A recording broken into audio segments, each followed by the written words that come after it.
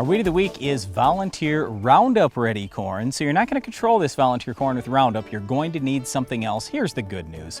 The products you're going to need to control these volunteer corn plants, they're dirt cheap. We're talking $2 an acre. So the big thing that we wanted to stress to you today is spray them as soon as you see them. Don't let them get big and rob your yield. But you do have to let them get a little bit of size to them. And here's the thing, when you've got volunteer corn and the growing point is down well below the ground, if you're out there at one leaf corn trying to fry it off, sometimes you aren't going to have success.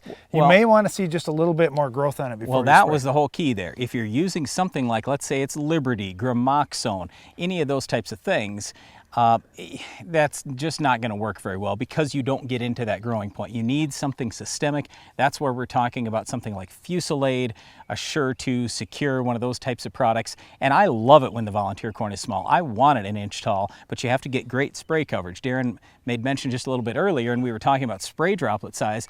Well, to control weeds, the answer is always small spray droplets. They always give you better spray coverage. If I can take a smaller droplet, it's going to cover more overall area, and that's the challenge here a lot of times.